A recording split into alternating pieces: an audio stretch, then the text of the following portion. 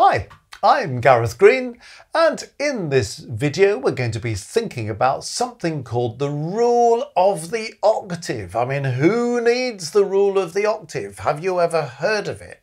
Is it any use to people these days?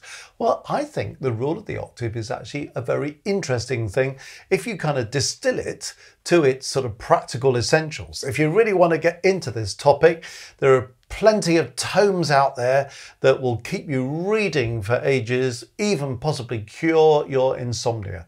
But I just want to kind of basically summarize what it's all about and how it might actually be useful even to composers today, even though this is taking us right back into Baroque times. Okay, let's have a little think about what it's actually trying to say to us and why. And let me start by sort of thinking about this statement. Why we don't harmonize an octave of a scale using root position chords. One thing to bear in mind is in the Baroque period, composers, even though they might be writing beautiful melodies, are fundamentally thinking from the bass up, which is actually quite an interesting concept, because these days we often think from the melody down, don't we? We get a melody, we get some chords that fit.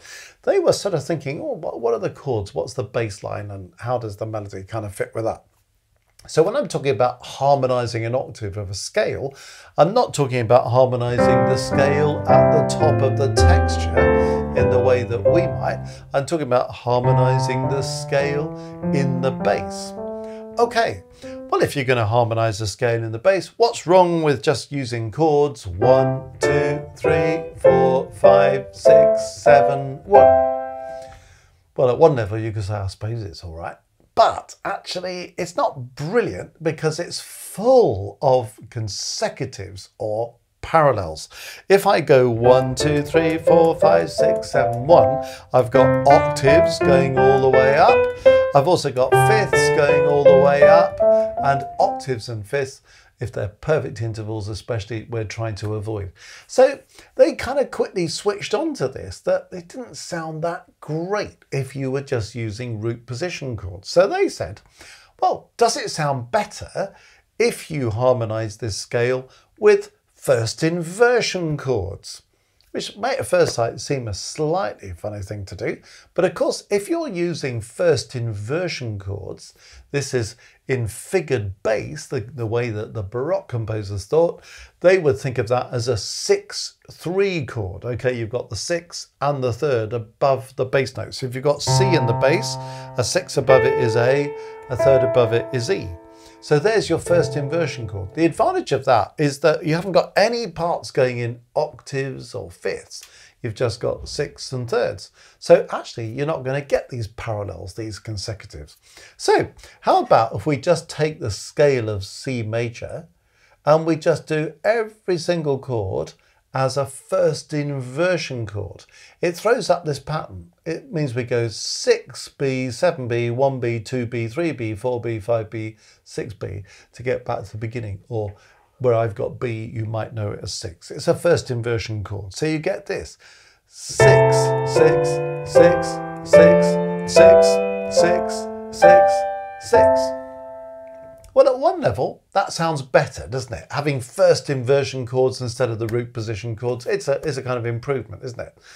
But it's a bit odd, isn't it? Because if it's a scale of C, and by using a first inversion chord, we're starting and finishing on an A minor chord in first inversion, it's sort of not locating in C major very well, is it? Okay, here's the next step. What you then do is you say, okay, well, I've started off with this principle of first inversion chords, harmonizing my octave of a scale in the bass. But now I'm just going to modify that. So instead of starting and finishing on these first inversion chords, I'm going to start on the tonic chord, chord 1, which of course is a 5-3 chord, and I'm going to finish on chord 1 as a 5-3 chord. So we just kind of have a little bit of variety. Not everything's a first inversion chord. And also, of course, we establish the tonic at the start and the end, which kind of says Yeah, the tonic chord's the most important chord, and it's nailing this thing into C major. We're not left thinking, is it in C major or A natural minor or what's going on? By using the tonic chord, we kind of locate ourselves in C.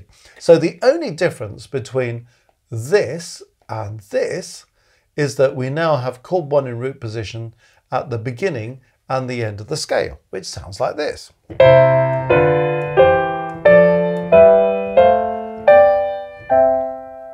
Now it's amazing, that already sounds a ton better, doesn't it? This was the original, all first inversions.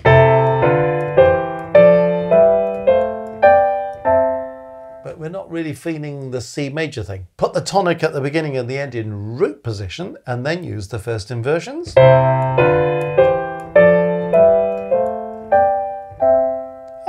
Actually, suddenly it's sounding a heck of a lot better.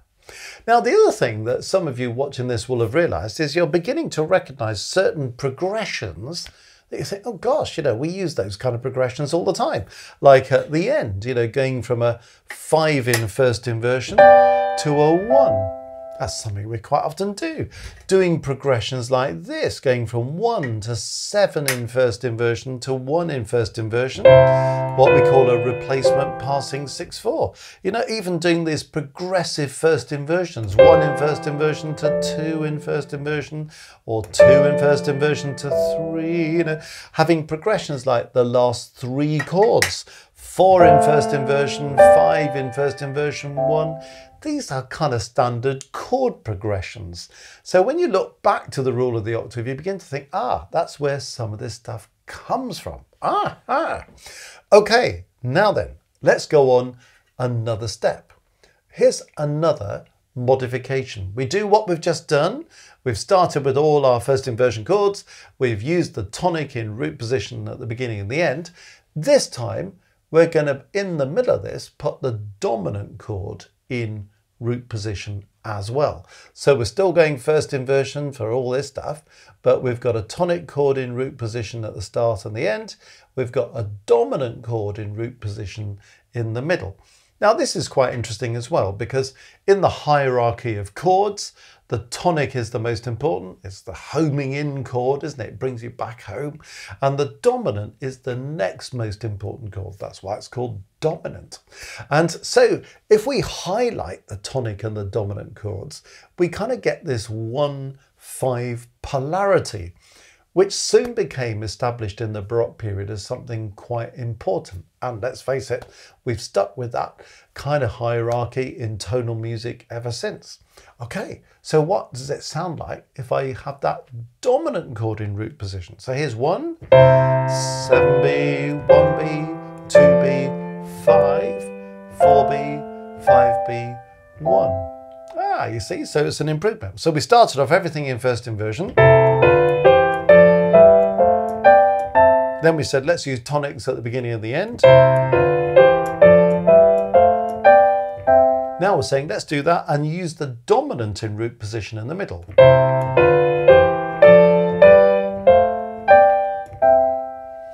You see what's happening now? We're establishing this tonic and dominant as kind of sort of polar points. And the first inversions are now sounding even more effective because we're not just doing one after another back to back. We've got 3 in a row and then we've got 2 together, but we've got these root positions. So it's kind of helping us to see why we need a balance in our harmony between root position and first inversion chords. So second inversion chords need a bit of special handling, and that's a topic for another occasion. But actually, this balance of root position and first inversion is quite important. And also just thinking a little bit about the hierarchy of chords. And you can see how the Baroque rule of the octave has helped us with this. And again, you see things like progressions like 2B followed by 5. How often we do that. 2B followed by 5. So again, it's just giving us progressions that we sort of think, oh, do you know, I've heard that a lot. You might be using these progressions if you're writing in a tonal style, or you might be thinking, oh, actually, I go 2-5, but I don't go 2 in first inversion 5. Do you go 5 to 4 in first inversion? Yeah, that's quite useful, especially in the progression that it takes you on up to the tonic there. So you see progressions within the rule of the octave that are really kind of useful. Okay, we're not quite there. Stick with it, because there's another modification that we're now going to make. You can see why I'm just trying to point out the steps of this to clarify. What we now do is we place a seventh chord before each tonic and before each dominant chord. All right, so a seventh chord before each tonic and before each dominant. So that's going to spruce things up a bit further. Now you notice just by looking at it, we've now only got two chords left that are in the original first inversion unadulterated, but we've now got our tonic chord in root position, our dominant chord in root position, and here we're saying this comes before a tonic chord. So make it a seventh, so make it a 5/7. This comes before a dominant chord, so make it a seventh. It's going to be 2/7. This comes before a tonic chord, so it's going to be a 5/7. Okay, now then, how does this actually sound? So we go 1, it has to be 5/7C or 5/7 in second inversion, otherwise known as a 4/3 chord, 1B or 1/6, so first inversion tonic, 2/7B or a 6/5 chord, 2/7 first inversion, onto the dominant. Then we've got 4B or 4/6, first inversion of chord 4. Then we've got 5/7B, dominant 7th first inversion, known as 6/5 in figure bass, onto 1. So you see how this has further modified it, and now we've got a great harmonisation of the bass. Have a listen to this.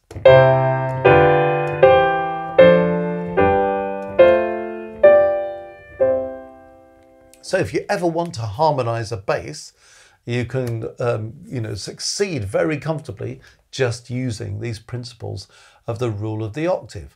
You're now beginning to see perhaps as well why in Baroque music, when we get seventh chords, they're often 5/7s and 2/7s. You see how they thought about them functioning here as pre-dominant chords and as pre-tonic chords. So you've got the tonic, you've then got D in the bass, that's why it has to be a 5/7 in second inversion, onto 1 in first. Lovely progression, isn't it? To be able to do that.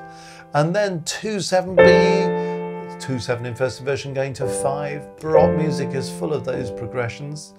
And then onto that first inversion, then a 5/7, this time in first inversion because of the bass note, going on to 1. So we mix our inversions of sevenths. 2 of them are in first inversion, 1 of them's in second inversion. And we've now modified that original plan to do something that works really well.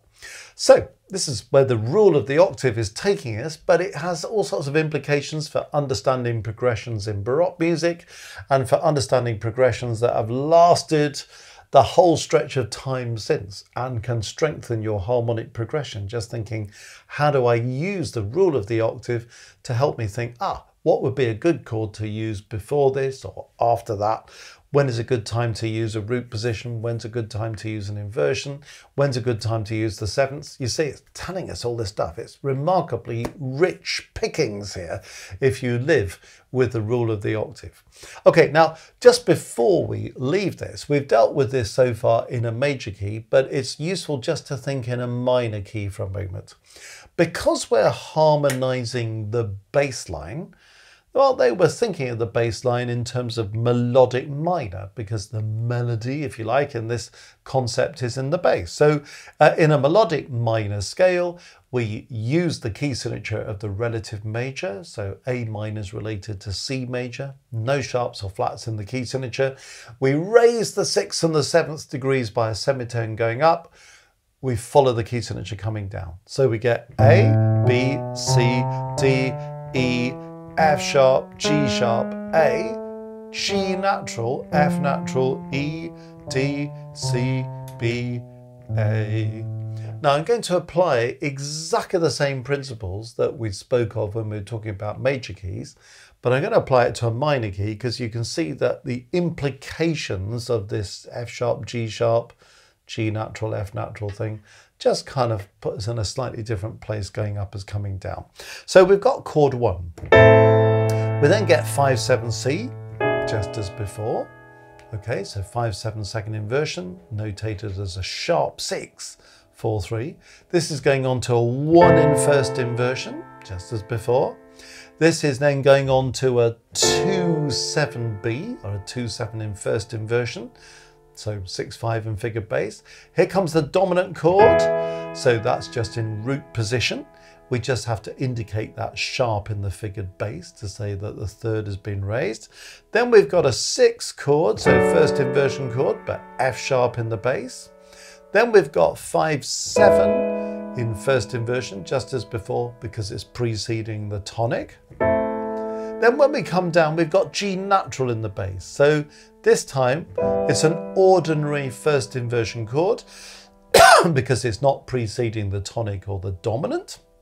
When you go on to the next chord, well, you can do this as a 2-7. It's a 2-7 in second inversion. Why the 7th? Because it's preceding the dominant chord. Or if you really want to zip it up a bit, you can use a D sharp, which is rather fun because it turns this into a French 6, just approaching the dominant chord there. Then we get a dominant 7th last inversion this time because it's approaching 1 in first inversion. Then we get a dominant 7th, but this time in second inversion, approaching the final tonic. So there are slight differences in the minor key.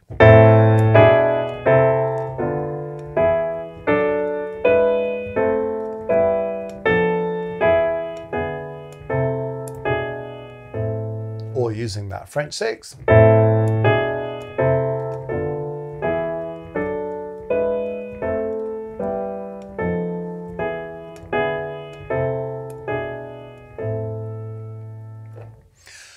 So I hope I've convinced you that there's something really useful about understanding the rule of the octave. And I'm hoping that this video will save you reading all those hundreds of pages of things where you can get bogged down in the detail without being able to see the wood for the trees. So I've just tried to kind of expose the essentials of how to make this really practical, to see how things develop from those first inversion chords to the finished product.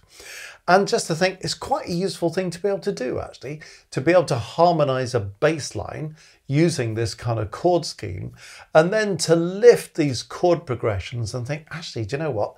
These are really useful chord progressions. If you're playing Baroque music, you'll come across them, you'll see them, you'll hear them all the time. If you're wanting to write music in a kind of conventional tonal style, well, it really helps you to think about, when do I use root position? When do I use first inversion? When do I use the 7th? Which inversion does the 7th need to be in? You know, how do things resolve? How do things progress from one neighbouring note to another? So it's full of rich pickings just to know something about the rule of the octave. So I hope you enjoy doing that. And if you're a keyboard player, definitely do that under your fingers and try it in different keys, get happy in major keys, get happy in minor keys. And once you've grasped the principles of the rule of the octave, it's actually fairly plain sailing, so you'll soon find yourself getting quite fluent with it. Well, if you've enjoyed this video, let me invite you on a tour of the Music Matters website, www.mmcourses.co.uk.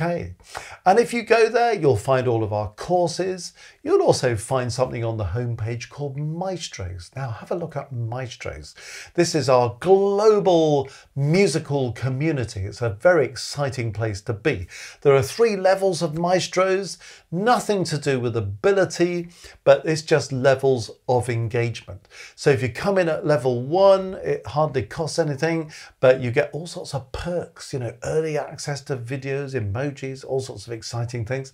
If you want to come in at level 2, of course you have all the level 1 perks, but you have additional perks for level 2, including access to a monthly live stream, an hour each month where we meet together. I give you an hour of solid teaching. usually on topics that have been asked for by members of the group. So something you're just really wanting to know about, we can cover it in Maestros. There's a live chat running, so you can ask questions, make comments, get to know the other people in the group, realize there are loads of other people in the world who may be in the same kind of position you are, with the same successes and the same struggles, and then great friendships are formed as a result, which is brilliant. You can be really active in that, or you can sit quite passively and just soak it up. If you want to go a step further, join us at level 3. Then you have the benefits of level 2 and level 1. You get discounts on our courses. You also have a second live stream opportunity every month, and this time much more individually tailored. So if you're a composer, you can hand in your score or your recording of a piece that you've written or arranged, or harmony exercise you're doing, or recording of a performance that you're wanting feedback on, and I will give you individual feedback on anything you want to submit in that level 3 group. Again, we share that material with everybody in the group. Everybody treats that very respectfully, and we encourage each other, we make suggestions, and as I say, I'll give you one-to-one feedback. We learn so much from each other. People say they're really valuing being in these groups, and that level 3 group in particular, where the composers are telling me that they're making vast progress just by seeing what other people are doing, picking up ideas, taking the feedback, developing their own skills, and it's turning out to be a really exciting place to be. So have a look at Maestros and see if it's for you.